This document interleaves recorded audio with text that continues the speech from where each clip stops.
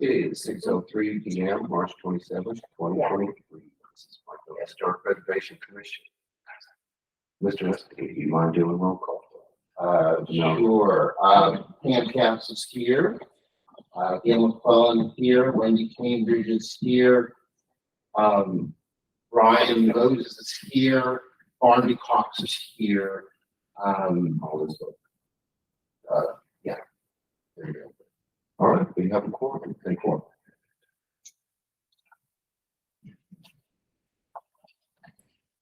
Do we have any announcements for the commission? We will be moving to public comments, and I believe we only have one public comment, but that's the list. I'll grab it, Mr. Wayne.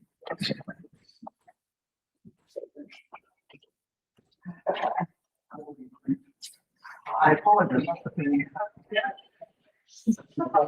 We'll share. Yeah, we'll share. I'll give you my. Okay, my name is Wayne Dawson. I'm a resident here in the city of Rancho. And what I want to comment about is there's an item on your agenda about to review the highway trading corridor overlay. I just have to make some comments about that. Number one, we definitely need a corridor overlay. We don't have a corridor overlay. We're going to see at 281 work into the commercial strip like we have up in Marble. So we have to have a highway 281 overlay. And I applaud the citizens that have worked so long on getting the project to the point that it is right now. About a month ago, I was asked by a member of the 281 Corridor Overlay Committee to review the product that they had, and I did. And I found a lot of areas that it can be improved. As a matter of fact, I gave you seven pages of written comments to improve it. In addition to 27 pages, the document itself marked up, change this, change that, reconsider this, etc. One of the things that jumps out at me is that it looks like the document was started from scratch, and we don't need to start something like that from scratch. There's been a lot of work done in this city on these kind of things. We have the visionaries and preservation thing, we have the comprehensive plan, we have streetscape committee, the several things, and this the corridor overlay should be a natural outgrowth of all that work that's going to be. And I didn't see that in the, maybe it's embedded in there, maybe I just don't know. I didn't see it in what I saw. We also have design guidelines. Looks to me like we should be using those design guidelines that we already have, the city council has already approved, that we paid like $25,000 to develop those. And we should be using those guidelines as we lay out this corridor, you know, what we want to look like in the future. The document itself, maybe I'm just stupid. I had a hard time understanding the work.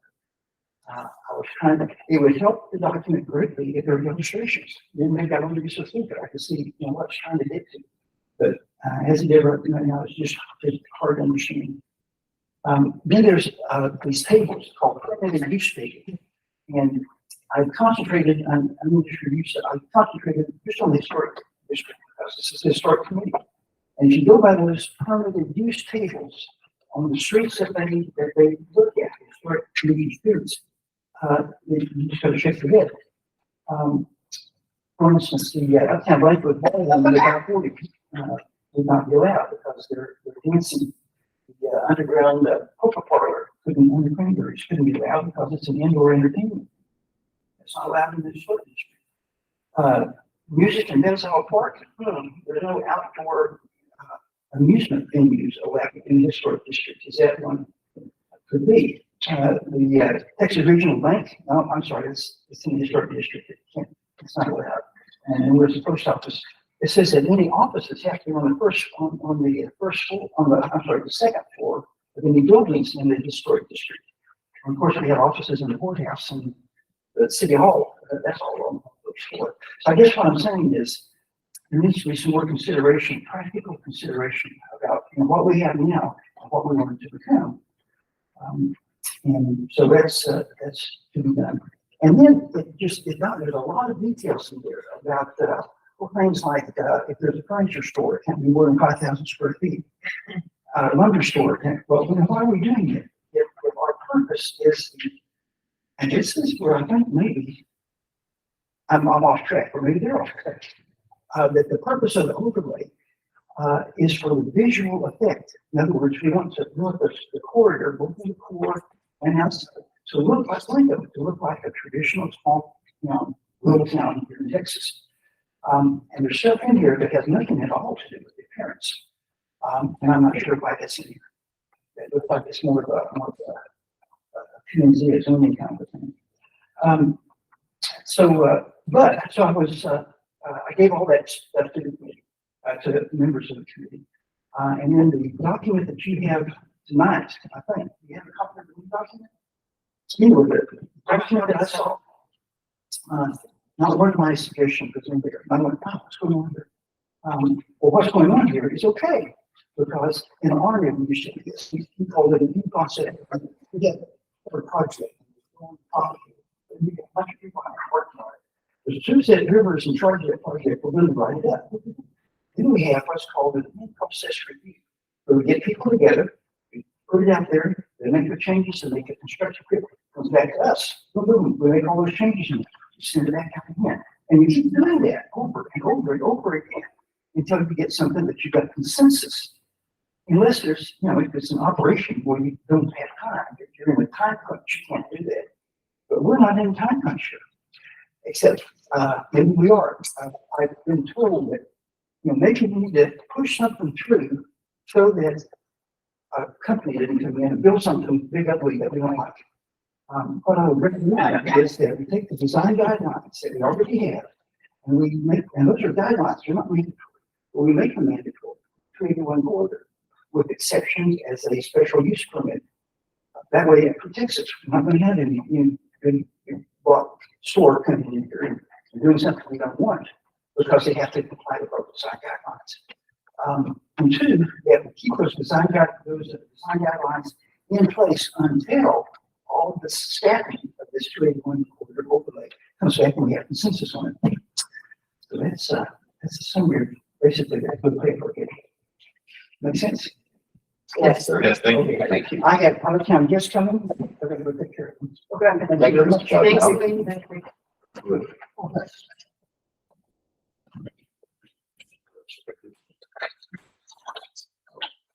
Yeah, we move it. Presentation. We have the history and the development of Blanco Historic Preservation Commission and the Blanco Historic Preservation Action Plan. I don't want the history. Well, I guess I'm never once in a while. We haven't really gotten into the. Can you hear me? Now? Gotten into what we really need to get into. Just kind of, what, start asking. Talking, share this. Yes.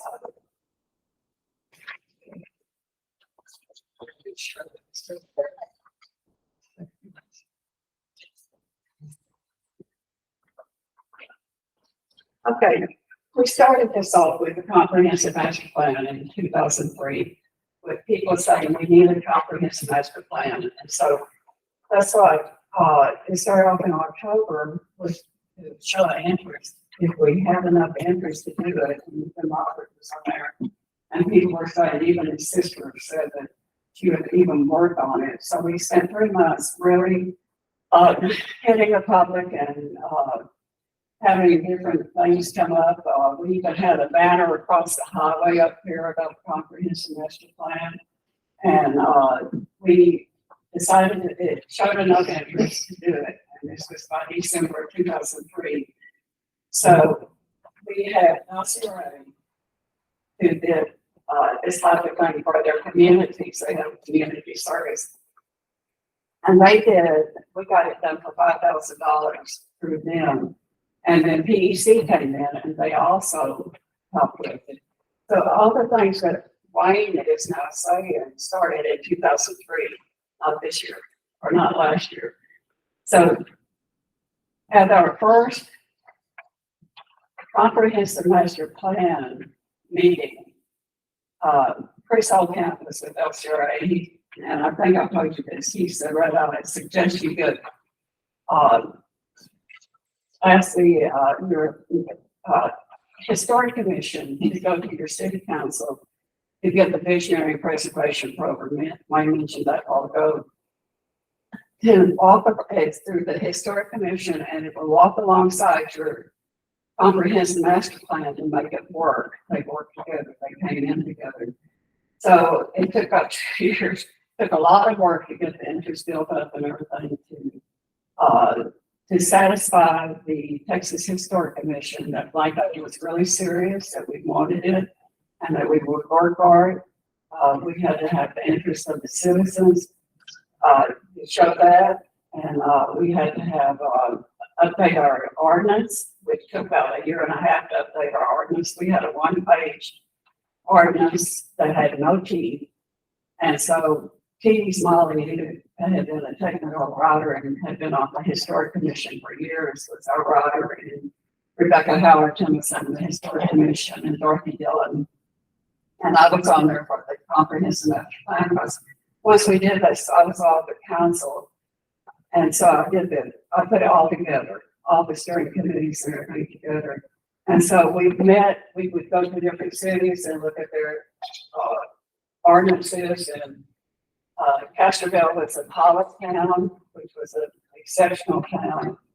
So it took that long to work on that. And so I'll try to stay on track here. So all this time, we're also working on getting approved for the visionary preservation. I even had the mayor from Castroville come and talk to our people in Blanco and the new houses with the Historic Commission, Texas Historic Commission. So we worked on getting that through. And the first one was Cannon Park, fought to get it in. We were turned down because we still had so much to do to qualify for this. Only 3 times a year could be approved for it, and we had so much more to do to approve for it.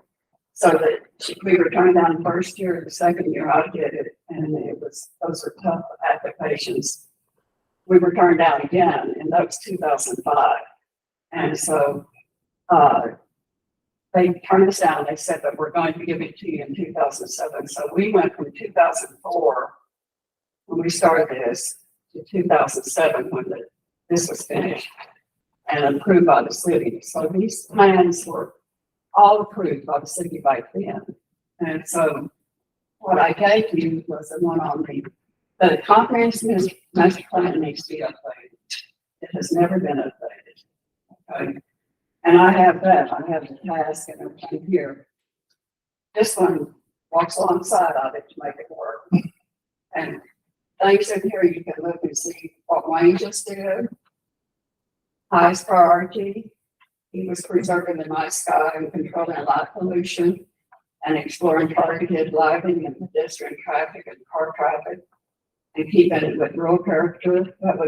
He's worked for years on this, and he's had a hard time sometimes getting this through. So here I am down here. But the next one that came up, I think, was the develop and implement the design guidelines.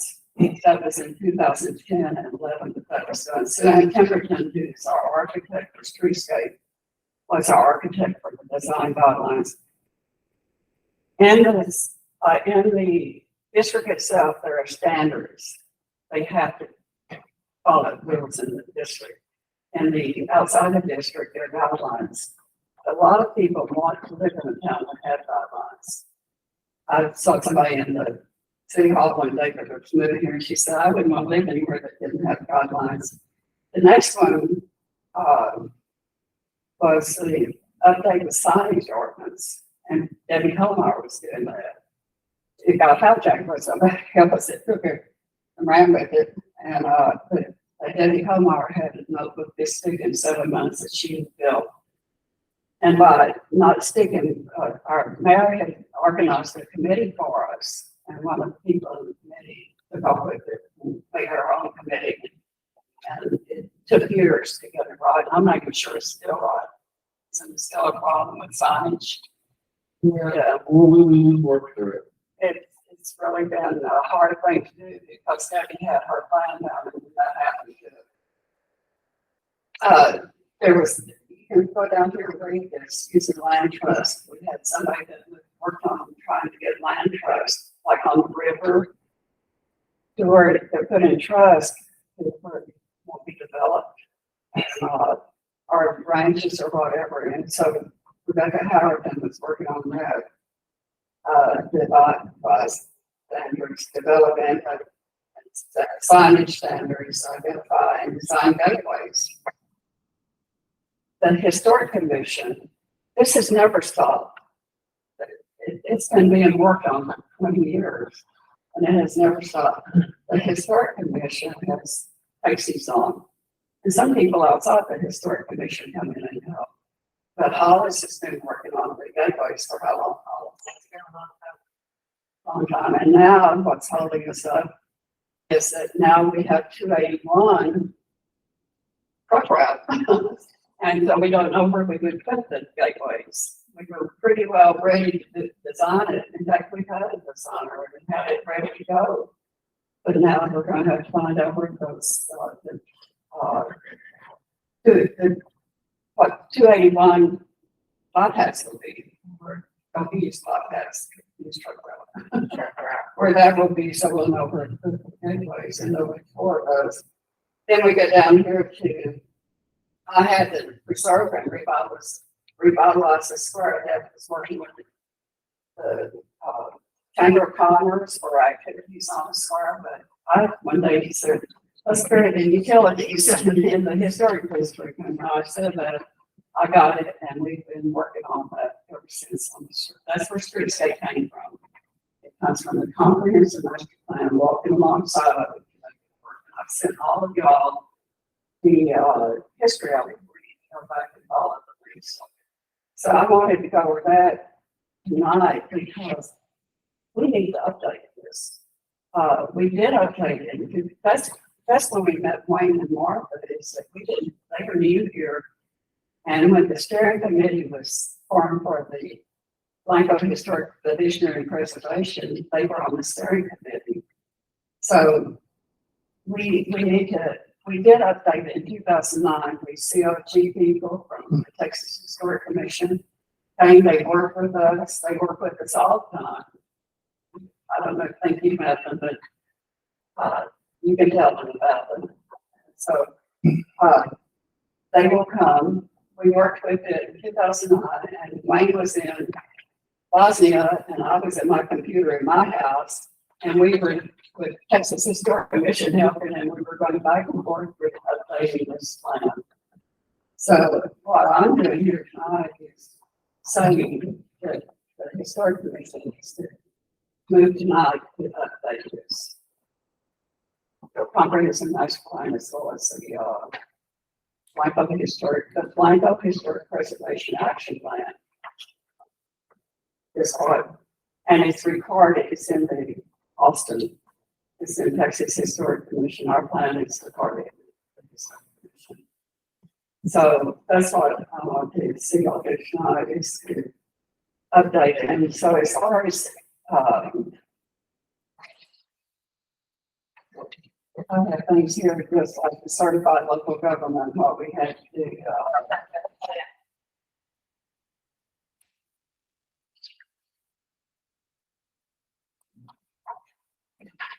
Let's see. Oh, and on our, and I'll go on in the streets. No, we have street state later on. I'll have a street state later on. But I don't know about it. This is an action plan. Like a motion to do this, so it's not updated. And that's what Wayne was saying. Because I had those two and Wayne and Mark on this, and the ones that have worked on it, it's time to go up. We drop off what's been done. We see what is halfway done. It's going to be a short-term goal, or it's going to be a long-term goal. And as far as anything else coming in, we've always said, kind of join. When we resurrected the streetscape, Laura called me about it, and wanted to know what streetscape was, and I told her what it was. And I told her then the way it would work is that you come and join, and let's work on this one deal, don't start something new.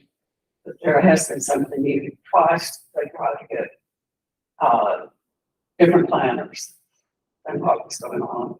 So I just want, hopefully y'all can vote on it tonight. I don't directly have it on the agenda, but we may be able to address that. Should we want the overlay? Thank you, Mr. Martin. So we have one item under the business tonight. The consideration, discussion, and take possible action on a vice chair. Just one thing we spoke about. I know everybody is not really interested in that, but I will mention that there's a chance I may not be sitting here after next meeting, so there's a chance somebody else will have to at least step up and take over for a while. I don't know who would be interested in that. I will not make a motion on that because I don't think that's my place. Alan, do you feel like it's no? I don't think I'll take this time. If there is no motion, the Yeah. commission could change. Do you feel like it? How about you, Gail? No, No. I spent all day at the cemetery and I'm going there as soon as this meeting's over and I'm thinking so much of it that I just don't have any time to really delve into it. What are Warren, what are the rules for us to continue operating that person? Well, let me, before we start with that, the council, the elections on May 6th, we actually can't canvass till I think 6 days afterwards. So we're actually moving the council meeting from May 9th to May 16th. So the new council members will be seated May 16th, and that will be a special meeting. We will not have a meeting until then. So just to avoid having a second meeting in May. And yeah, I think we need to have a vice chair. Well, I guess we could do is if the Commissioner Ryan Moses is a council member and cannot be on this board, then you could then select a vice chair that so you could wait. I would not suggest you do that. I think you could wait until that time. But we're also not in April yet, so you could push this to next month. You want to think about that. So you don't have to make a decision tonight, but I would suggest you make a decision in April. Push off. You could go. Yeah, because it's a chance to talk about it more. Absolutely. I was looking pretty hard today for the guidelines that the commissioner had to meet. And I looked in the UDC and all it says is that the head guy here has to be appointed by the council. We don't get to elect you. It has to be, if I read it right, and I can't find it right now, so I just got me last. But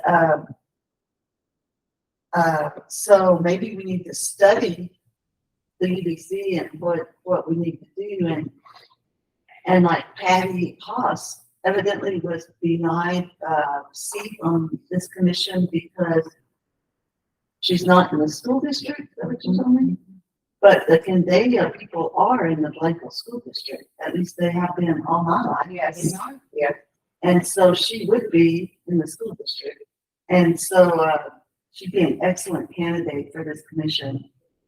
Yeah. And so we need to, I really appreciate that you're on this commission, and so don't take offense at this, but we need to get some people who really know Blanco on this commission, even better than I do, because I'm just sort of like a Blanco County girl.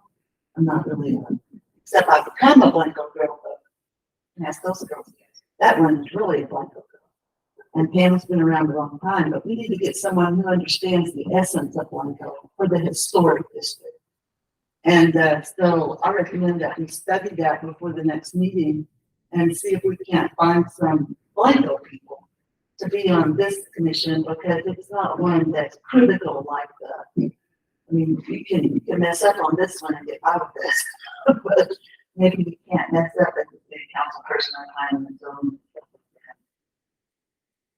So that's my recommendation, is that we put this off until at least next month, and I'll be glad to study up on it and talk to Rachel and stuff like that.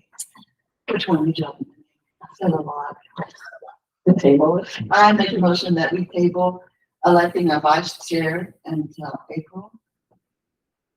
Commissioner McClellan has motion that we wait to elect a vice chair until April. Do I have a second? Mr. Cox, second. Any further discussion? All in favor? Aye. That passes unanimously. Okay, move on to some more business. First item is approval of the minutes from February meeting, February 27th, 2023. Everybody had a chance to review the minutes. Changes needed. Do I have a motion? Motion to approve minutes. I can say. Do I have a second? Did you want to say this? All right, Mark, Bill, second. All in favor? Aye. All right, okay, we approve the minutes for the February meeting, 27th. All right, we move back. We don't have to go through all of these in depth because we went through them last meeting, unless somebody has a particular interest in one of other board updates. First one on the list of discussion is related to our current projects, the banners. Last time I told you the update, I made 3 phone calls to them. Got not received a phone call back. I went ahead and made 1 more phone call. I got the same treatment, so that hasn't happened yet. But the update on that, I will say that in the upcoming streetscapes plan that I have a little bit foresight to, there is plans for possible new poles that city will own that are light poles and will be location for the banners to hang rather than PVC poles. Because that seems to be an issue getting them to take them down and put them back there for it. So Should that be allowed by the city? we'll work on that. All right. We'll work on it. So just for clarity, Ryan, Aaron, so that you've been trying to Okay. have PEC.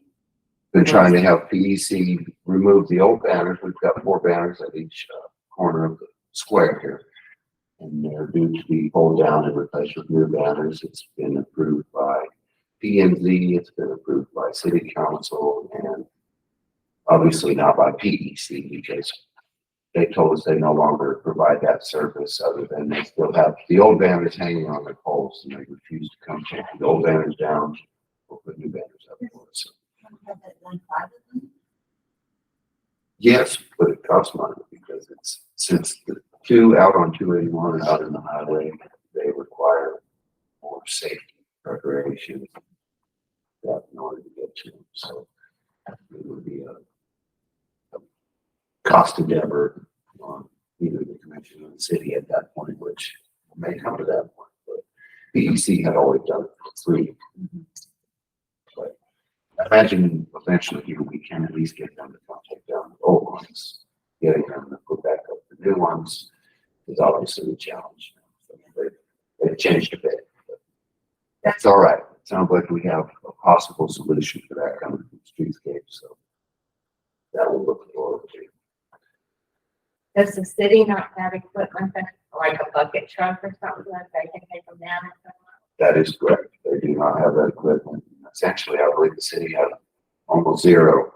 We don't have budget. We don't have Sorry, any, hold that. we don't have any employees. As far as utility. Yeah. And somebody who parks at the cemetery all the time has one. but I That's don't Carol. think that Tommy Weir knows him. Oh, He okay. might just do. So All right. we'll look into private probably contracting that. At least taking down, because it sounds like new locations would be a possible location, would be a better location anyway. That's our hope. Next project, we're looking at the 281 overlay. Oh, we missed one, did we? Oh, I'm sorry, walking tour from Wendy. That's an important one. Okay, so this is what we're talking about. This is going to be replaced with a new one. And I've been working on that, and here's the rough draft sheet. Let me just say, it's done. It's done. My part is done. I've given her all the write-up. She now has it in her possession and she's working on it. She hopes to have something for me by Monday to report to you guys. But it'll be more like this. It'll be larger. It'll be color coded so people can know. They're going to know the north side, the west side, the east side, the south side will be color coded. And all the descriptions are done. So I feel really good that it's off my plate. And it's in her plate. And she's on it. So hopefully by this next week, I can send you all a rough draft. We won't discuss it. You'll just get it. And then we can discuss it again when we come back. Yeah. Thank you. Thank you, Trevor. No, that's been Really, that's been a big project. Yeah. Okay, so on to the next one. Was the 281 overlay. Last month, the overlay commission had asked the Historical Preservation Commission if they had any recommendations, or comments, or concerns with the overlay. And we've now had a little month to kind of think about it, look over it, and I was wondering if any of the commissioners have any official recommendations that they would like for the overlay in a sense. Lots of questions. So, well, we do have representatives from the I could possibly answer some of the questions. Well, I was just going to say, as Warren has stated, and I believe Brandon also stated that there is no law or regulation that we approve. Correct. We have asked them to allow us time to get them our recommendations for, in this chart for the historic district, what will be allowed and what will not be allowed. And hopefully y'all have been able to look at that because I know that's needed ASAP if we're going to get our consents in the pot. So hopefully, again, have time to look. Wayne was correct. There are some here that don't make any sense at all, some that do. But we have the opportunity to speak up. And I would love to see that. Coming from my perspective, I'd love to see us speak up to the historic district. Well, I read that and studied it and sat down with other people and studied it. And it's just almost like learning another language. So I would like to know specifically what would change around the square. I mean, is the red button compliant? If we wanted to put in a movie theater, if the owner said, let's have a movie theater, what would happen to that? Would it be mixed because it didn't come into compliance? That's why we need to identify it. It's like, what is the cost to the city and who's gonna pay to bring all these buildings up to quote unquote the code? Is the property owner responsible for all that cost? And if you kind of turn your buildings over to somebody to a code like that, does the property owner still have to pay the property tax when he doesn't get to decide what happens with this building? Or all that stuff has never been clarified to me. I mean, you know, I'm not one to think. It says it's an urban plan. I don't think we've reached the point of being an urban city yet. So, and we know we're gonna have this alternate iPad somehow or other. So what is the hurry? It's like Wayne said, what is the hurry until we know more about that? Because it may change our perspective on things. So you see, I have lots of questions, but I don't know specifically, you know, that lady on the west side spent, I imagine, millions of dollars fixing the west side up. And from what I read in there, it doesn't comply. So would she have to spend a lot more money to fix it up? What about, you know, we're looking at the drugstore and what they want to do. Is that in compliance, or should they be put on hold to not do anything until we see if this is gonna happen? What is the timeline? I don't understand any of that. So until I understood a little bit more of that, I don't know how to understand how it's gonna change the square. I don't know who's going to enforce it. I don't know who's gonna pay for it. And so those are bottom line based questions to me before I start looking at what's gonna be done. Are they gonna have to raise the taxes that the people in Blanco in order to conform to 81? So you can see I'm totally in the fight. I don't understand any of this. And I think it's important stuff for people. If property taxes are high, you pay your property taxes as long as you don't hurt other people, and but then you should be able to use common sense and follow the UDC and streetscape and all that stuff without having another bunch of rules to follow. I totally agree that we've got enough things on the books that we don't need something else on the books. It's just my opinion. And I know I didn't get any constructive stuff, but if I had the answer to all my questions, I might have something constructive. Thank you, Gail. Appreciate it. Anybody? Where does the overlay fall into our purview? Only in the historic district. Right. So how does it change the historic district for us? Right? Do we even understand that? Right. That's correct. I don't know that I do. When looking at it, like what Wayne said, I'm you know, I'm pretty smart and I don't quite get it.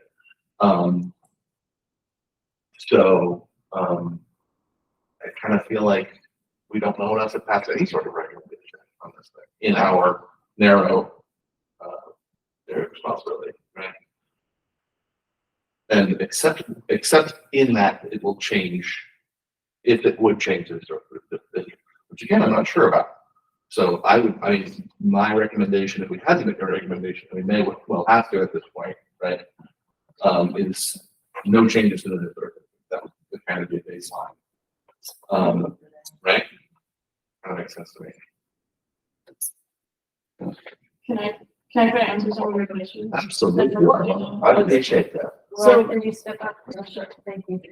So on the issue of conformity and non-conformity, and word that you correct me if I say anything wrong, any business that's already there can continue to exist in that use, and any building that's there can continue to not be torn down. What if business is sold to someone who wants to do something different?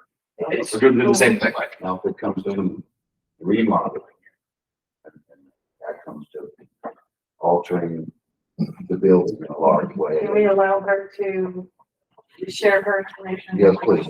Yes, please. Do you know about remodeling or anything?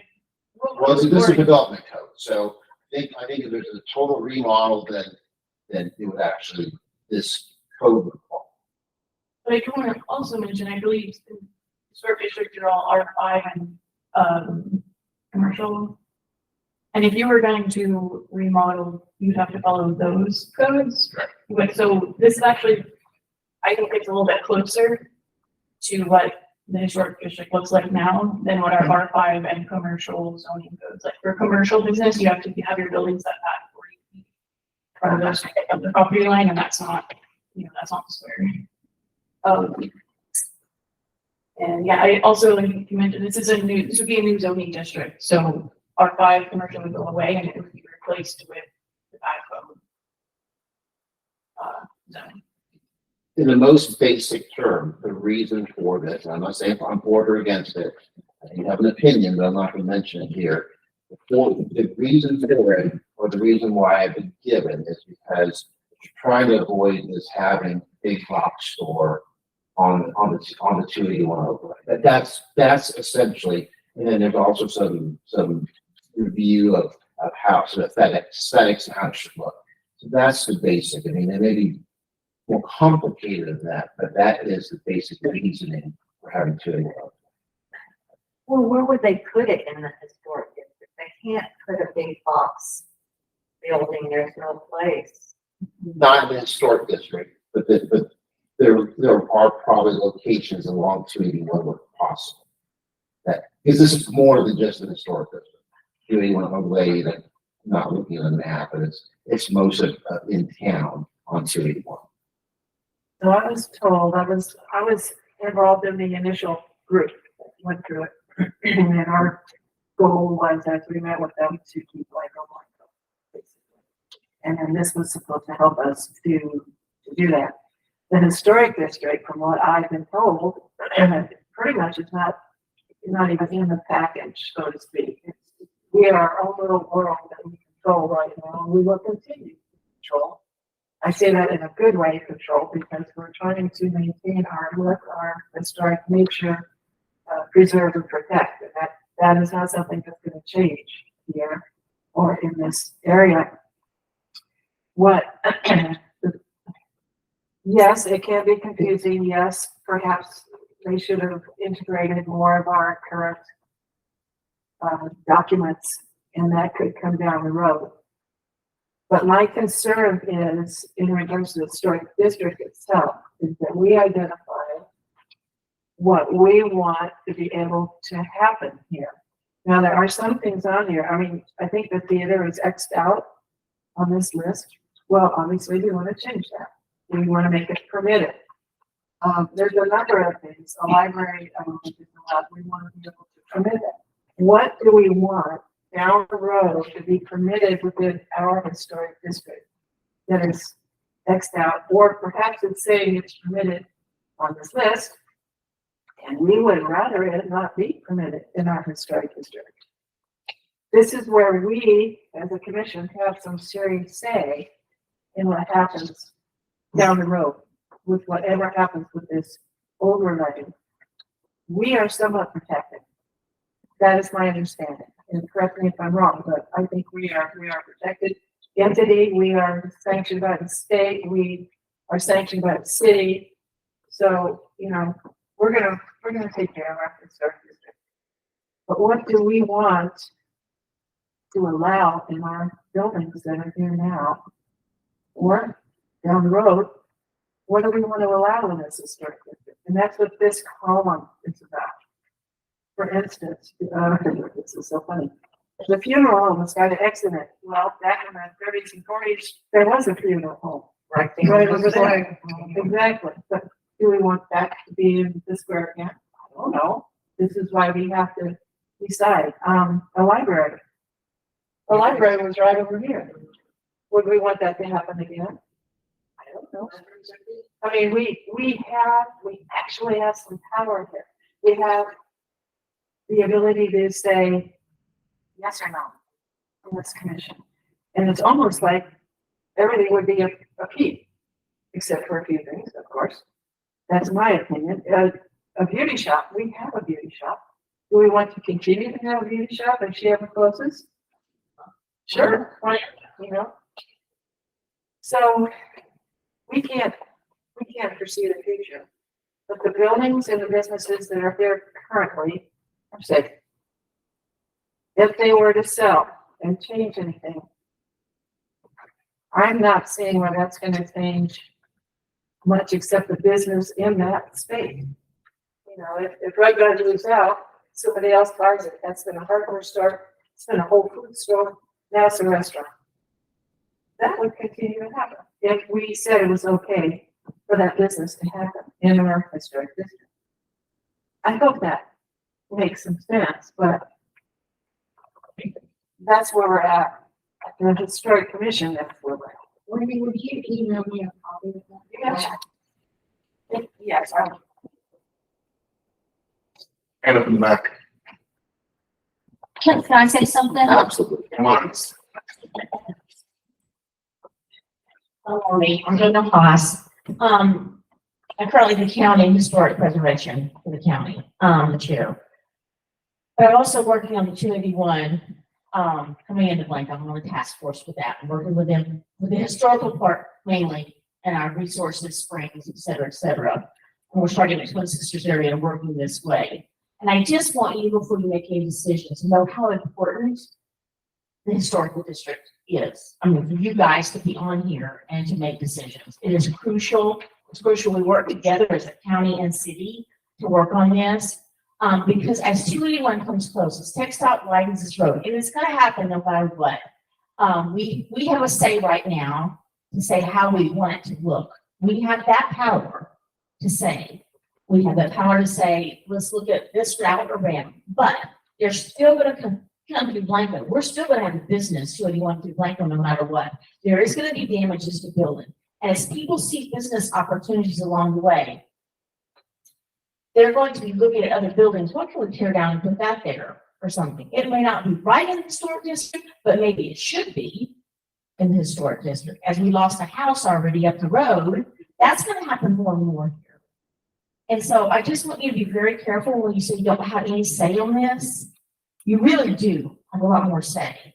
And think of the bigger picture of what it could do to the rest of Blanco. And when we had our meeting last, I don't know the gentleman from Houston, or he's always on the teleprompter.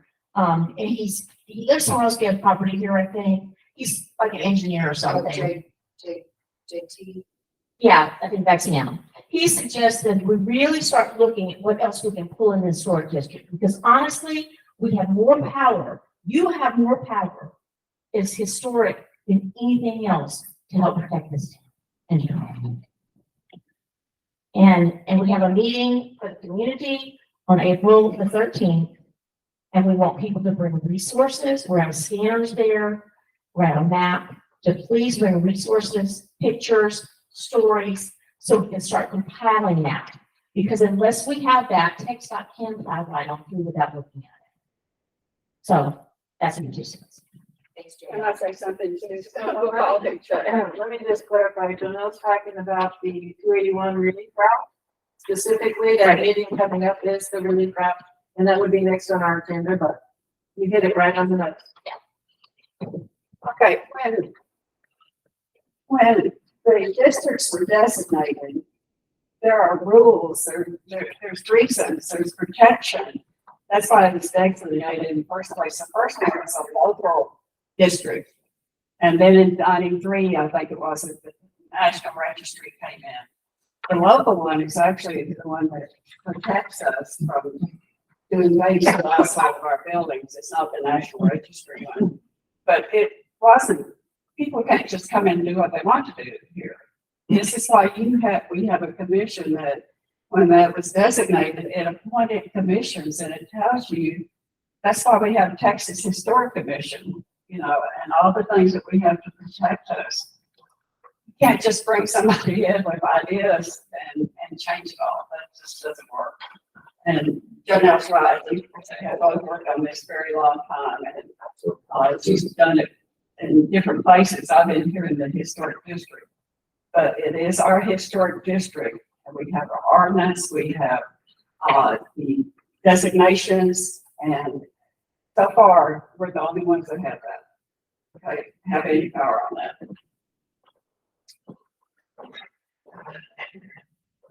Well, it's my understanding that if we expand the historic district, don't we have to get property owner's permission to do that? Enlarge it. Okay, enlarge. Oh, yes.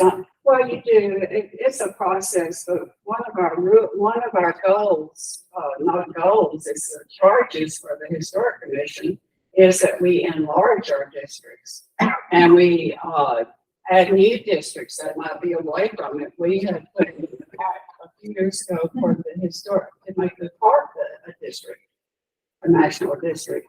And the first year we put in for it, we didn't get it, and they wanted it then, and so we went back in a second time. I think we even did grants to do it. Or the second time, the Friends of the Parks had changed their mind. They didn't want to become a National Register district. So, yeah, And you can identify places and help get them on there. Yeah. Where it's stronger in that area. And you don't have to do a whole districting. You can identify different buildings in different places. I don't know if those are landmarks. But you can identify them and it helps pull in that. But we, you know, this is a district here, but you go this way and you catch the car. And you go that way, you catch Pittsburgh, which is always what we thought about, you know, which ways we would want to go. And we worked on it. I worked on it. I contacted the property owners in that, and not one of them wanted to be That in was the a small, historic. that was a small area and we didn't really catch some of the older houses that probably wouldn't want it to be. But, We're gonna get, Carolyn Insall, in her neighborhood in Fort Worth, yeah, formed a district in her neighborhood in Fort Worth. So Wendy had a comment for it's easy to be done. I just want to piggyback on what Retta has said, and then we can move on to whatever, but the CLG is what we're part of here, and I hope all of you are certified local government.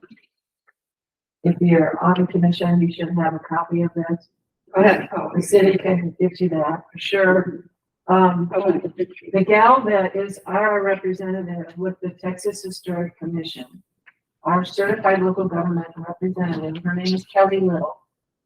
And she was going to come visit with us and give us a workshop explaining what they do and how they can help us with anything that we're doing and give us guidance and direction. And that's when really Jean got sick and then we had to postpone. Well, I'm now back talking with her again. And Ryan's in the loop, and she will come back out. She needs to know from us. I'm kind of piggybacking here, but she needs to know from us when we would like her to come explain the CLG.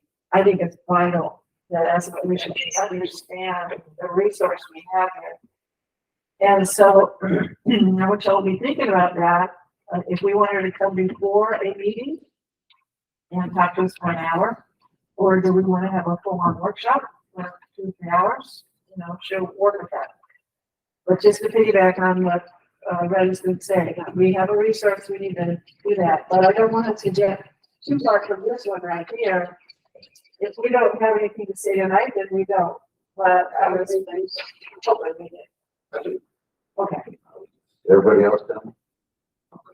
All right, my take. I'd like to say one more word to, from 2003, when they came here to help us, they have spent millions and millions and millions of dollars, and there's hundreds of thousands of man hours, not with our people here in town, that have worked on this, that have brought this about. And it wasn't, we didn't take our money and hire somebody.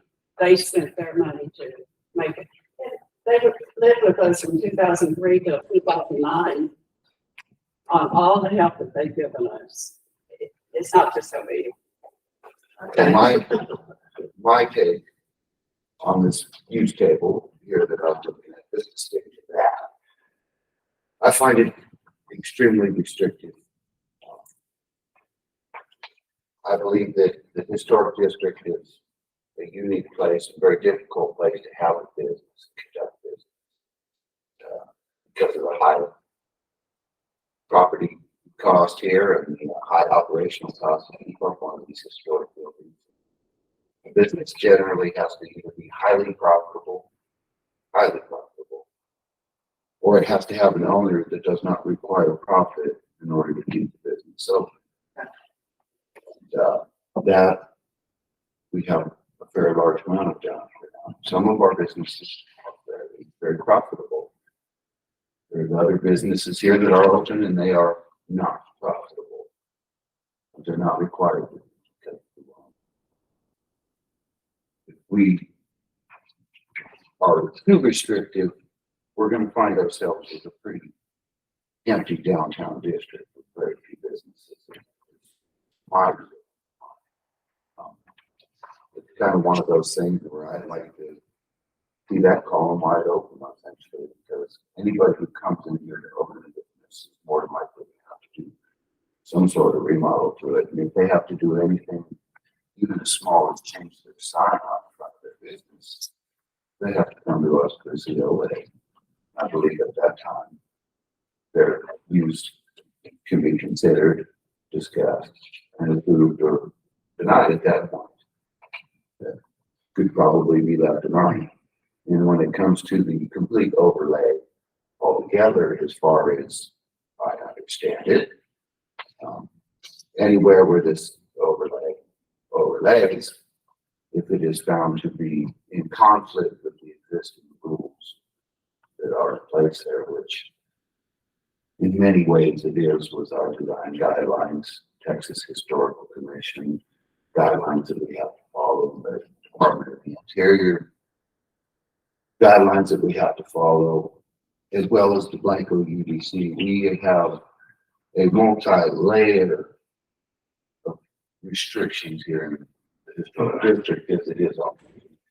And now we're looking at overlaying something over it, and this new overlay tells us that if it conflicts, it supersedes. And in a lot of ways, it conflicts with the rules and regulations and foundation that has already been built, that has had a lot of hard work and time put into it already. And I can also understand how this process could get skewed, because I started attending the overlay meetings, not as a committee member, but just as a member of the, before I was getting on the Historic Commission. It took me getting on the Historic Commission, becoming the chair of it, getting on the Streetscapes Committee, becoming the chair of it, studying and seeing how, starting to connect the dots of exactly how the 281 overlay as it is at this moment, if we were to put it in place, is essentially an erosion of the foundation of what's already been established here in this place. I do believe that there is good hope for it, because there is some good concepts in there. The statement that we do need an overlay, I believe, is a true statement. We do need protection. What I think we need is to take the overlay and consider it in the process of redesigning and updating our existing comprehensive master plan, as well as the Blanco Historic Preservation Action Plan. But I think that that can be done on a citywide level as well, because essentially we need a master plan. All of the UDC, anything that streetscape, anything that follows it, have to be working towards this unified goal that was set by that comprehensive master plan. If that linear effect of everything is not, it's all done essentially for nothing. It's really achieved nothing, and that we're all going in opposite directions. I'm not saying that anybody has to make this motion tonight, but I won't make it because I don't want to push my feelings on anybody else, that I feel the rest of the commission's feelings are also very important. Well, my recommendation on a motion, if we were to motion on this, is that as the Historic Commission, I would recommend that the Planning and Zoning Commission and City Council does not approve this overlay as it is, and that we move to seek their approval to update our current comprehensive master plan and preservation action plan, and take what is the overlay, because there's a lot of hard work from a lot of our good citizens that have gone into it, and help adopt that into this plan. But by taking this and overlaying it, what we already have, in my opinion. And when you say, to be clear, when you say what we already have, you're talking specifically about the historic district or The historic district, but also the Blanco UDC in general, the current zoning that are all in place, that a lot of hard work went into that, and yes, in our treaty over the historic district. Like she said, any building down here, correct, is grandfathered as it is, business is grandfathered as it is, if they are currently open, but if one of these old buildings becomes to the point where it is irreparable, it now has to submit to the new guidelines of the overlay, which can you want, like your point you said, can you say that this overlay matches the vision of what's already been set out? Would part of your motion or your recommendation would it be to specifically state that we don't want anything more restricted in the historic district itself than is already there? Would that be a reasonable? I would like that. I like that. I don't know if that's a passable deal, but yes, Make a motion, I'll second it. Are we gonna make a motion? That's our recommendation. What's the recommendation? Okay. We make a recommendation that the city update the existing comprehensive master plan and choose not to adopt the 281 overlay. That's essentially in no way make it more restrictive than the historic district as well. But I would move that they do not pass this overlay. That would be my recommendation, because I feel that as it does overlay the entire historic district, is encompassed in this overlay. I think what bothers me is that this plan supersedes everything that's already there. If it could just be incorporated, to use the good part, and I wish that in this plan, they would have said, nothing will change in the historic district as it is. If that's what they're saying, but I couldn't read that any place. I mean, I got tangled up in, Because it is gonna change. yeah, it is. Hopefully it was like, people come to you guys for review like orders and the extra regulations, right? From BHPC. Oh, I yes. think that was still, doesn't that go more top of the overlay?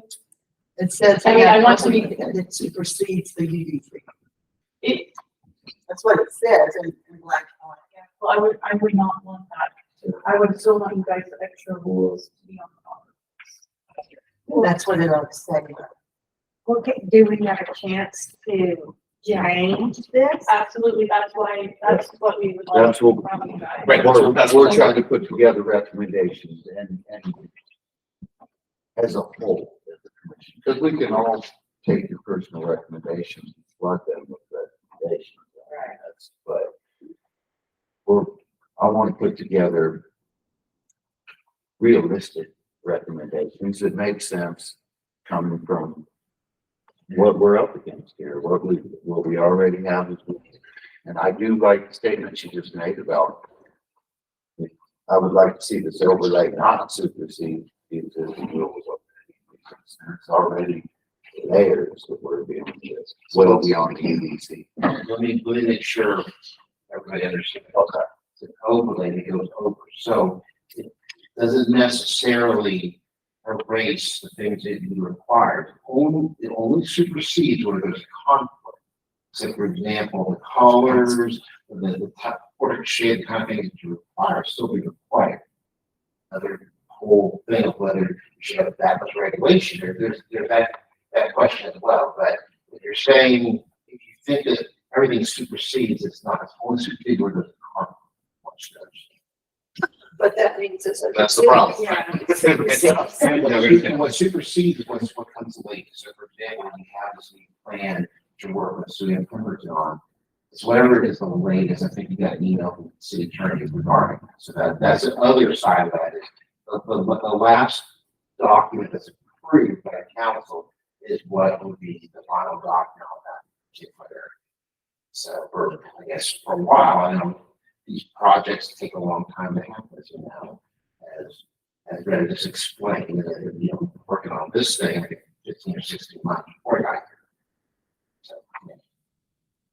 Motion to pass the recommendation based on what Ryan talked about that we, Yeah, so your motion to ask the city council that, recommend not to pass this at this moment. and the recommendation to not make anything more restricted at the present time, along with that, that's part of the recommendation. Correct. And to not make any rules that are more restrictive, That nothing supersedes. that nothing supersedes the rules of the council. That would be our recommendation. I think You know, second that. Now, does that make sense to everybody? That's- Does that make sense to you?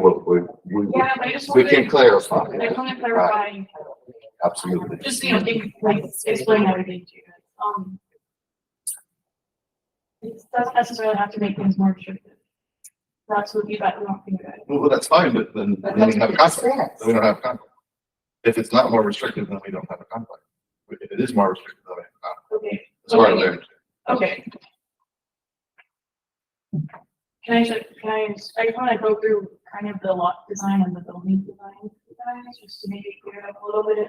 We just made a motion in second. Is this? We can have some further discussion. Okay. Yes, we can. So just like in the going on like the restriction, so. I don't want this ever happen, but if a building, if all these buildings on the side were torn down. Under the UDC, they couldn't be built back how they are today. This would give us the option to say we want them to be built back how they are today. So for example, as it is here, with like your feedback, the front setback. UDC is 40 feet for commercial. I think it's 15 feet for a hard pipe. So that's from the sidewalk to where your building is. You would have like 40 feet of grass or whatever. This document, how it's proposed, is building to the lot line, to be all the way up to the sidewalk.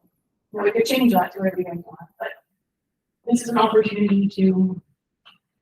That sounds less restrictive, which that sounds like common sense stuff you're talking about. Yeah. Well, I feel like it's, you know, the UDC is kind of restrictive in a way, and this has restrictions in a different way. I could remove some of them, but I just, or say that the UDC is not. Under the BHPC, we know the governmental bodies that can recommend a difference, like we can recommend that there be a variance. Then the historical districts to return it to historical. But, you know, I'm sure that this document isn't meant to sound that way, but it sounds like it could take over our personal rights. And if it's not meant to sound that way, then rewrite it. We're not an urban place. We're a country place. At least for the moment, we're semi-country. And so it doesn't say what you're saying. I mean, you know, it does say that it supersedes everything if there's a disagreement. So if it doesn't mean that, then it should say that we do not supersede the rules that the city already has.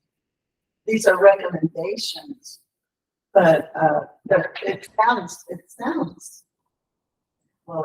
really like it takes away a lot of our personal rights. Okay. So it shouldn't sound that way, if it doesn't mean it. I mean, that's what I got out of it, and I've read a lot. Talked with a lot of people. Okay. Let's collect that back. There was a motion made.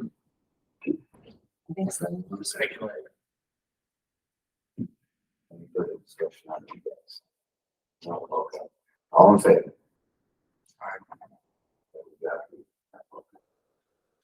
All again. I just don't really understand.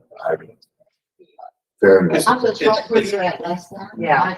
I couldn't even understand how to talk about it. Yeah. So like, Once you still don't know how. I kind of feel like Well, I at did read at it. this time, speaking for me, but this is kind of my understanding. We feel like we have to, at this point, we need to make some sort of recommendation. At this part, as far as our understanding goes, we don't want to recommend. And we also agree that we don't, the whole us agree that we don't want it to be more restrictive. But there's nothing binding in this, it's just a recommendation. Okay, so it passed. No. No. It did not pass. Wait, 3 voted. Abstain, I don't know if you vote against what I'm saying. Ah, How about okay, so we make a motion? Make a motion for no official recommendation. Yeah, maybe. That's what we spoke for if we recommend it again, if there's no more restrictions. Adding. Yeah, maybe just reframe the motion, the language. And again, our purpose, what I see our purpose to be, is identify what the we're getting the big picture of this overlay in this period. Understand it all. I was even there, but we need to just focus in, like my husband was saying, sure. We just keep focusing on the historic district. What do we want to happen in the historic district? In this particular column, we can identify that clearly, I'd like to see the column wide open. Be allowed to be put on a case by case But they have basis. to for the come by us historic anyway. district. They Right. have to go through multiple levels of approval before they can do anything. So for this to supersede what's already in place, if it could be, if it could say that these are recommendations, they are not rules, then we could. But that's what, if there were L's there or a P's instead of X's, if it were, if it were all P's, things would stay the same, right? Exactly. But then it stay the same if they're not all Ps. Let me ask, And then Ryan's talking about updating UDC speaks to what Laura said about improvements to what we see as deficiencies in the UDC, like the setback rule and like rebuilding structures, correct? Does that make sense? I think so. Well, right? Does that make sense? That we talked about? Anyway, because, and like she was saying with the setback, down here right now, there are no setbacks. And that wouldn't make sense. But it doesn't say that. I want it to say, because y'all are saying makes sense to me, but y'all are saying some of it makes sense to me. But the proposal, this document doesn't say that. It does say that it supersedes. It has that, language. This supersedes anything already on. Did you want to add something more? Well, it does say this in tables on page 15. I know it's hard to understand because it's like plain like a legal document that builders have to comply with. I'm happy to answer any questions from you guys. So On the side over it, but it doesn't explicitly state the setbacks, and that. Is there anything in this column that we don't want? We all have the column. We didn't see that. I don't I think never I said can that. Not that you have to look at see it now, the but future. it's- They can see the future, so I think when something comes up, it'll have to come before whoever sits on this council or commission and be decided at that time. I don't know that we can decide something for 10 years down the road right now. But we need to have something, currently, this is what's in place. If this is not something we like, then we need to make our recommendation. And that's what I want to add something to that, Wendy. If this is just a recommendation from the historic commission, has planning and zoning, they have to look at this. They're looking at. they're overlooking the entire thing. Yeah, they're making their recommendations to the council. So can't we just, make the language be where maybe not, we don't have a recommendation, but, if we can revisit this after the language has been changed to accommodate whatever our objections are. It's kind of, Mr. Gosnell That's said, pretty much the spirit of what I'm there is saying. no hurry, but it seems The only like thing I have they're to trying say to is- hurry it through. The only thing I have to say is if we choose not to comment or comment. But we would make this. So, I mean, there's a finite time, they are not required. to Oh, no, do I it. hear what you're saying. No, I'm just But saying, that's can the they only come reason. back with language that you approve of or historic, just for the historic district? That's how it's- yeah. And I'm hearing from y'all that in the overlay document, you would like it to say in regards to the historic district. Yeah. That this district is under the umbrella or a hospice or whatever name of this Lincoln Historic Preservation Commission.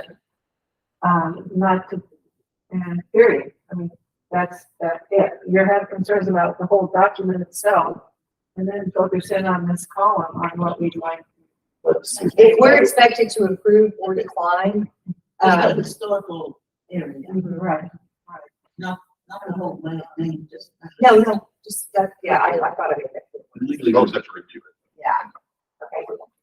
But, that would be a piece of, and we don't have to put an official recommendation. No, I think we should, but Yeah, can we just say we don't that have to do it we can this revisit? evening as well. Yeah. You want to make that motion? Well, I recommend that we ask them to make the language finer and that it not supersede what's already in place, but complement it. Within the historic district. Within the historic district. Motion. Yes, I said. Further discussion on that. All in favor? That seems like central requirement. So if I can just make another request, I did send this out in an email, but I'll send it again. I got some of it. Okay, I'll send it again, and please look at that column. Please look at that. What was the header subject line? It's with the, it had about 4 or 5 documents. It was the minutes. I must. Minutes, we're minutes are in there, right? Can you send it today? No, it was Saturday. Moving on. Want to talk about the relief route? 281 relief route task force, Wendy. Just You have really, enough? really quickly, Janelle's already touched on it, but she's doing the county-wide research for historical stuff. And we, as the historic commission for the city, and I think the city itself too, needs to be asking for the exact same thing the county's asking for. And that is that TxDOT identify, Janelle, give me the layers. What are those? Historical, and that means building cisterns, rock fences, springs, water, anything water, any endangered species, Indian artifacts, arrowheads, anything, because this whole county was under the Comanches. And so that needs to be identified. So I've asked them to send specialists down for all those things to start at Twin Sisters moving this way. The city needs to repeat the same thing. They also need to ask for a specialist that does sound studies and vibration studies on these historic buildings for the damage it does. And they have those people. They'll say, well, that's kind of hard. You say, no, they do. They have those people because they contract out with all those specialists. They contract out with all those kind of people that do that. And they're working with his Texas Historical Commission. We, Blanco County, which means Blanco 2, has a person that he's involved with all of this, and he will talk to anybody anytime, and I have his number. We are also requested a land steward. There's a land steward for Texas Historical Commission actually start working with landowners, so they're not so scared to deal with TxDOT, but they have volunteer other landowners who come and work with them that are trained to do that. So people can talk to them. So a lot of places are scared, and which they have a right to be. You're working with the state. And so no matter what, something is going to happen. And we, this county, this city have a say. If we don't, they're going to do what they want to do. And that includes through Blanco, Texas. So I'd like to partner with the county in everything they have asked for, I think as a condition. In conjunction with the city itself and perhaps city council. I'm not sure how the politics work, but we need to ask the exact same thing the county's asking. And we're not stepping up to the plate. We're not demanding enough from TxDOT to protect what we have. And TxDOT has sent out a questionnaire to property owners on 281, asking, what was it? Just basic things, so what's on your property, if you identify it, cool, and then we'll come in. If you don't identify, we'll come in and we can see, because that's just what they do, they come in and they identify everything on where they're going, regardless. So this questionnaire is giving the property owner the opportunity to identify everything on the property. The spring, if there's a spring, there were Indians. That's just pretty much the way it was. If there's a wooden structure, not the rock structure,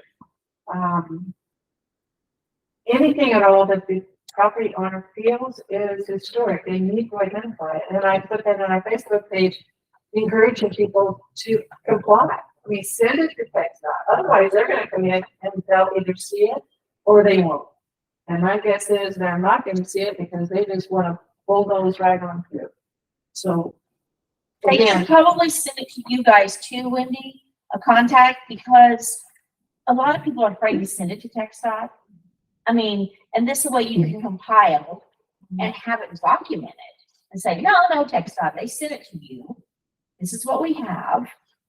I'm just saying how TxDOT works. yeah, and I've asked that in that Facebook thing, that not only send it to TxDOT to protect what you have, but to also send it to the County Historic Commission, so the County Historic Commission can identify these historic landmarks, buildings, sites. There's so many people who don't do Facebook or aren't on the computer. So when they get that out, in other ways, so help you. Well, that, Aren't they supposed to be doing flyers? Are we supposed to be doing some flyers to Yes. put out too? There's supposed to be some at City Hall, and then we're supposed to be able to put some out. There's supposed to be about this meeting coming up on the 13th. So there's supposed to be some flyers coming out. Didn't we talk about that? Is have flyers for people to actually see and know to come and bring. They will have a scanner there and stuff so people can start documenting. and as the commission, I could write an article and just shoot it in the newspaper. Yeah, put it in the newspaper. So what do I want to mention? Do you have those flyers? Not yet. No, that I don't know who was. Somebody made something really cute. I don't know if yeah, it was something. If they pick it up on Facebook, you might be doing flyer.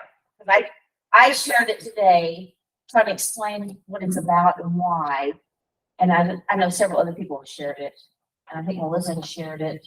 So if we can kick that off and make a flyer if somebody hasn't already. Because I think that, Send it to me, so it's on the page on the city, the flyers on the city page. it is on the city page. It's on the Okay, city page. okay, so we just need to kick But that if off. we had something that we could actually go put on people's houses. Right, and hand to them. Agreed. But that's how they work here. I mean, bottom line. Well, I think my feeling is, and I'd like to make a motion that as a condition, that we request from TxDOT everything that the county is requesting as well. So we're protecting our little piece of this puzzle, where county's protecting, trying to protect all that, we're trying to protect this. And, that may just, it may just work, but we have to do something.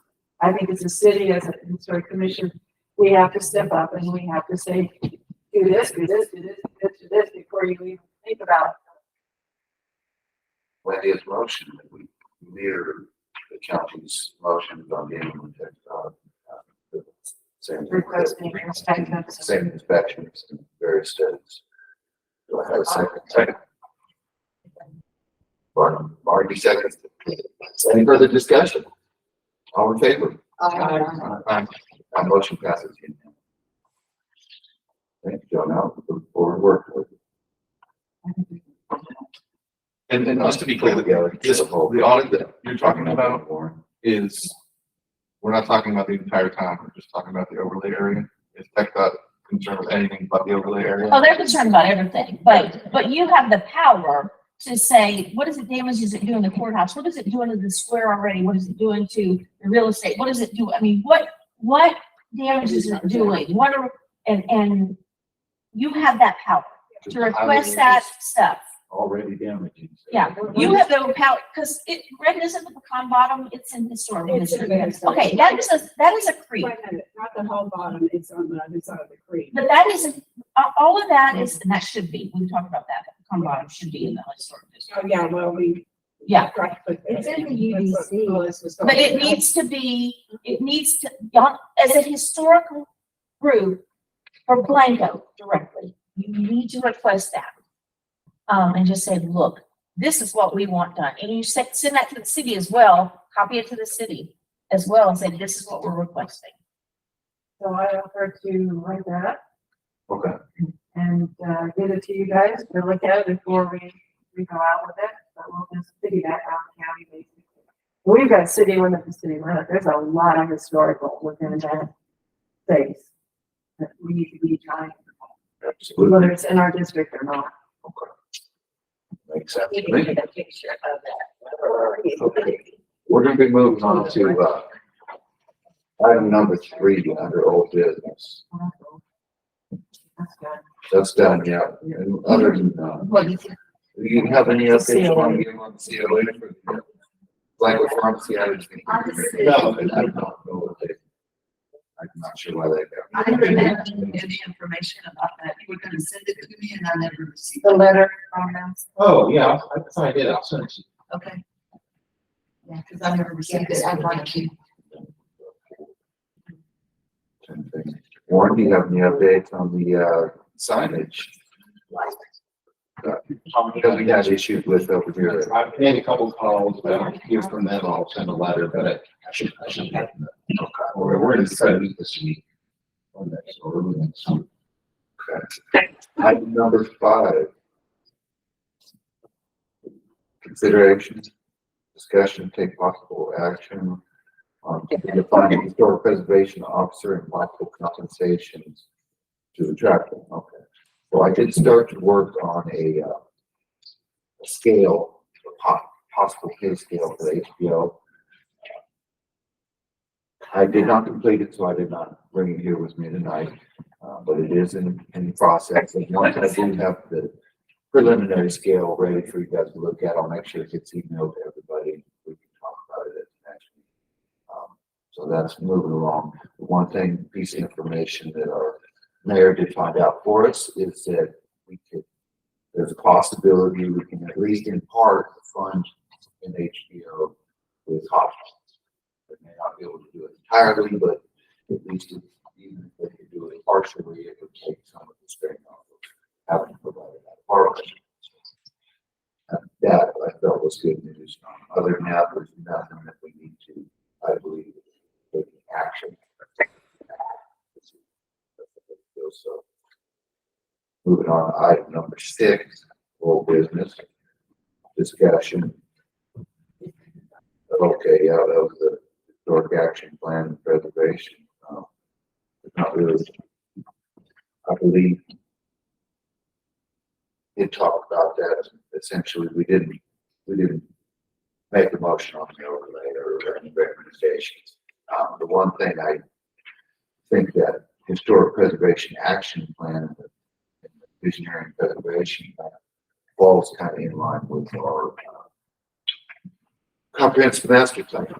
I do think that we recommend to our city council that they put it in motion to update our comprehensive master plan.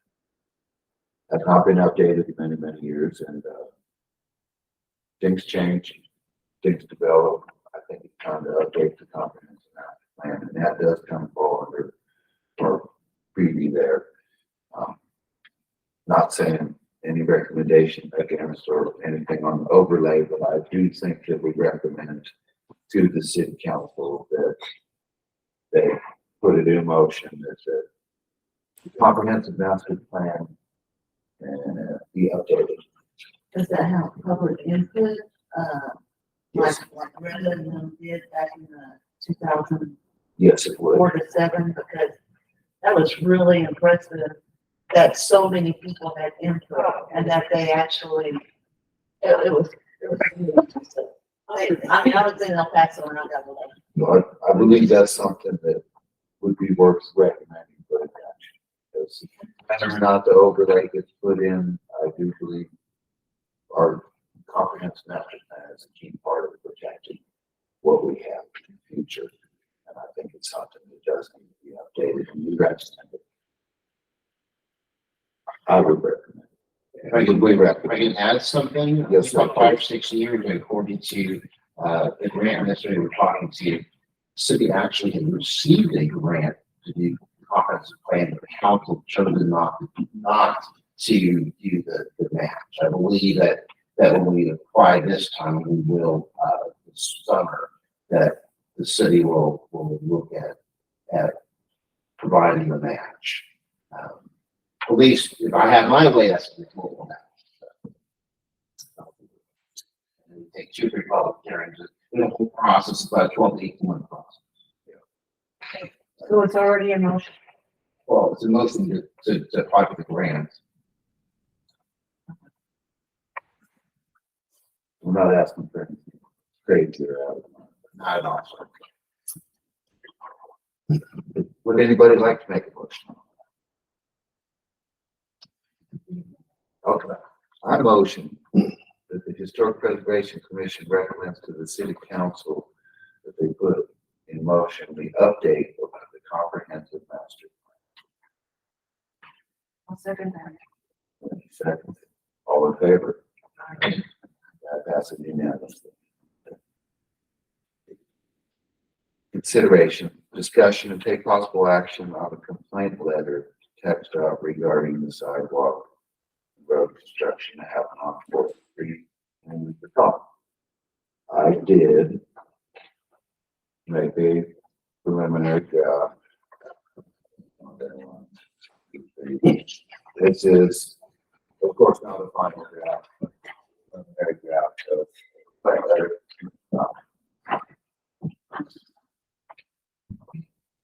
I don't know that it's necessary to read it out loud tonight, but I can. This is not necessarily what I feel is the finished product. It's more of something that to spur input and looking for input and guidance and recommendations from anyone else, whether or not what else needs to be said in here that does not need to be said, and or does it need to be said at all.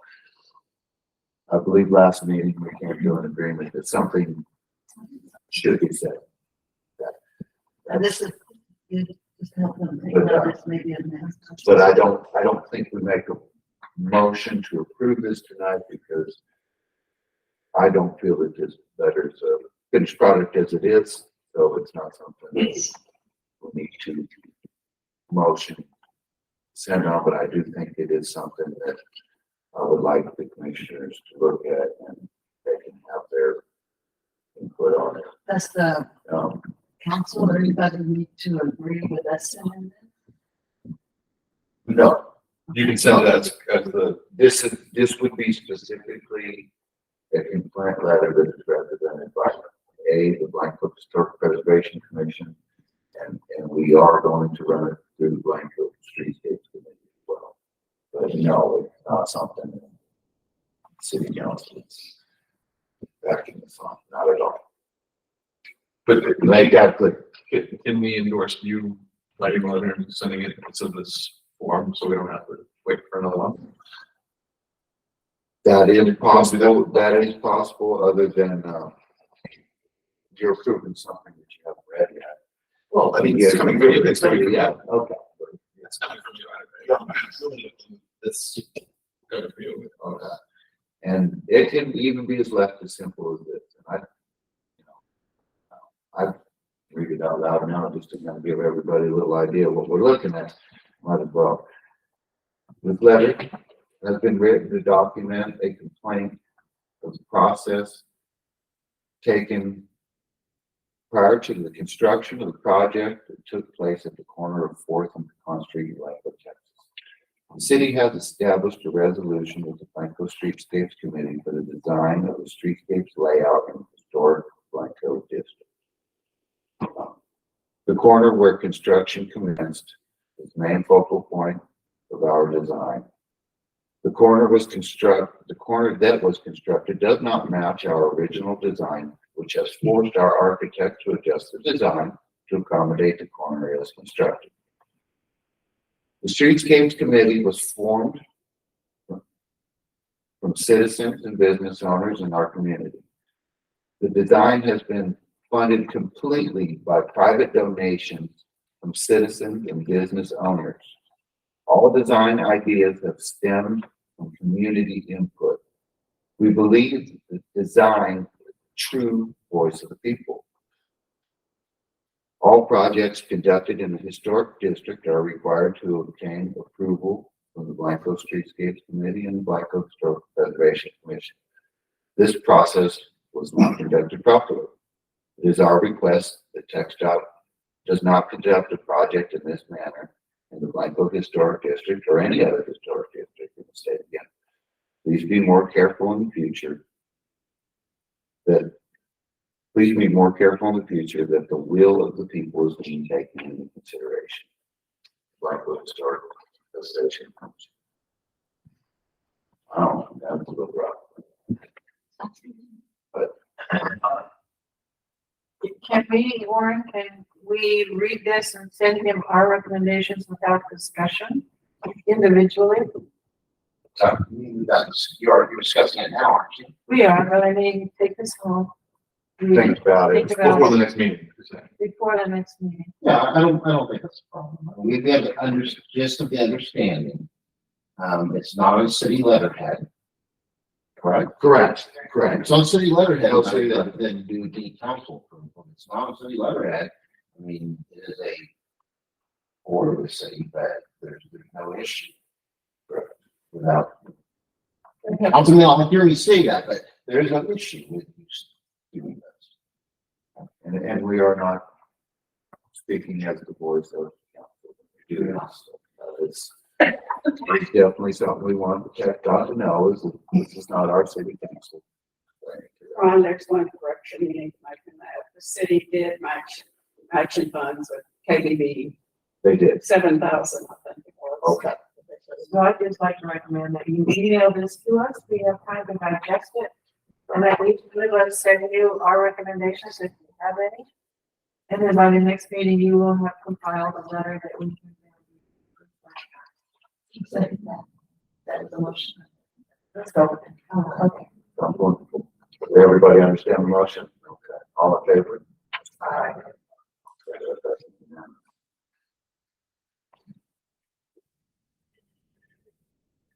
Okay, a little discussion, no action to be taken, but on possible new applicants for the Historic Preservation Commission. We have Doug here this evening, and we have Maria. But I do not reside in Atlantis. Yes. Okay, I wish you did. at least we're figuring it out, don't we? Maria, Fairly certain I reside in Blanco. that's good. So, yeah, Where do you live? off Rolling Hills. Yeah. I see the bus from Yeah, Blanco, there so you I'm go. fairly certain. Doug, I'm sorry to hear that because we're always.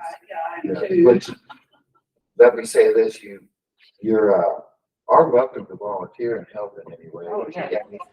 If you're not allowed to be a commissioner. So I don't want you to That's feel pretty much a discouraged. given. I'm a business owner in the historic district. So we, And I'm questioning whether I'm one of the profitable ones or unprofitable.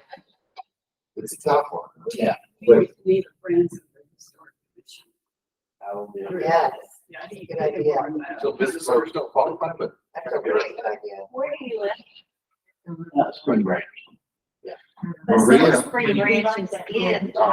we appreciate you coming this evening. and none of it. You're not, you're. South of Green. I'd like to step up and introduce you. Can cross in from Mount County, but if the bus is picking up for the school, then they're in Black Rock. Yes. Well, I'd like to introduce Maria as well, and thank you for taking an interest in the historic commission. I didn't know if you feel like it, don't feel bad. If it felt like getting up.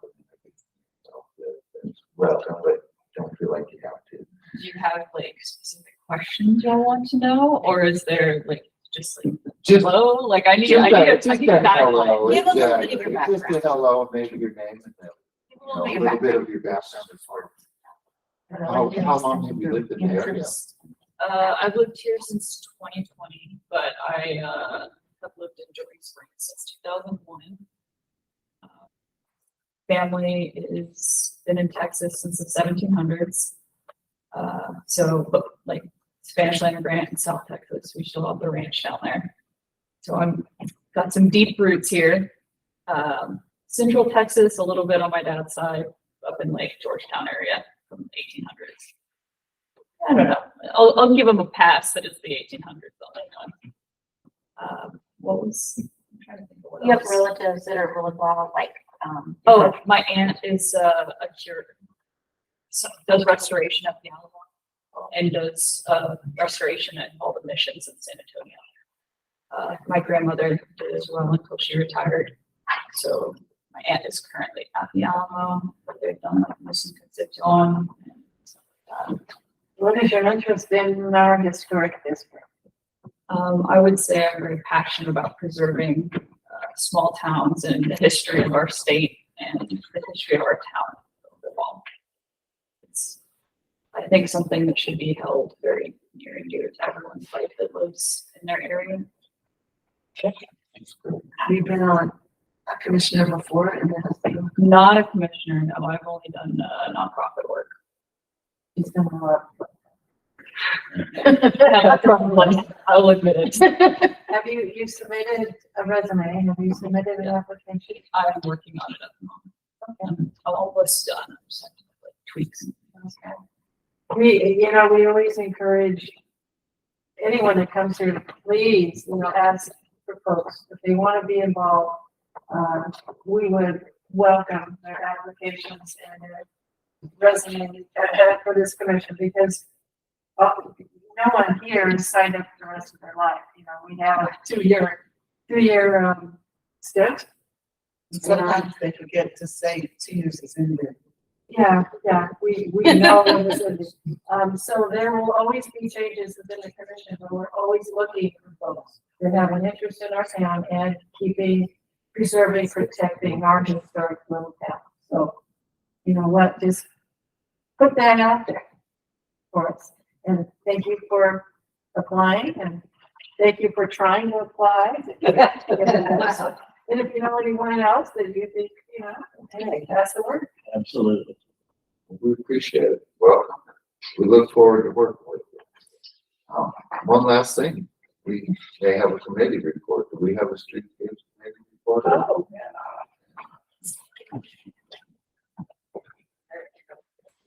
Oh, We have taken a while getting started, and we have our new chair, Ryan is our chair, and I'm so glad to see Hollis back tonight. yes. We have Sue Pemberton, Main Street Architects, is our architect. She teaches at UTSA and historic architecture as well as architecture. She is also the one that did our design guidelines in 2010 and 2011. So she knows our town pretty well. We had, we were held up for several months on getting a survey for her for the first phase. We are going to have different phases, but we had known this in our first conceptual planning. The next phase is the third. So Anne came out and met with us on the 9th of March. And it had been, we all, different ones of us had been sick a lot of it, even me too. And so she brought the conceptual plan and we discussed it and she walked with us. We spent an hour walking. And she even took in a little bit more than what she's already proposed for what we have paid her. She already has part of her payment and when this is done. I thought that she was saying that she would have it ready by the 3rd. So we have a special meeting on the 3rd, but it's for her to bring. We'll have a regular special meeting with all of our agenda items on it. And, but she will do the schematics. I was thinking it will be time for the public to come in to get to see that. They can come in because it's always an open meeting. And it would be nice if y'all would come and to see what she's showing us as the schematics, and the next stage will be the bond one for the business owners, property owners, public to see. I'll have to set that date after the 3rd. And what we saw on the preliminary conceptual plans, they look pretty good in the run. It's exciting to finally see something Yeah. visual that Yeah. it's worth like- the time. Thank you, Brad. Appreciate it. So, before I let you guys go, I guess I'm gonna have a little word here. Word from the chair. Little one. That's absolutely right. Of course, I want to thank everybody for coming tonight. Although it gets a little heated in here sometimes, I really enjoy being here and it's an honor to serve on this commission. Thank you, everybody. And, I believe that's it. Anybody have a last motion for the meeting? Yeah, motion to adjourn. Okay, all in favor? Aye. All right. That's the unanimous vote.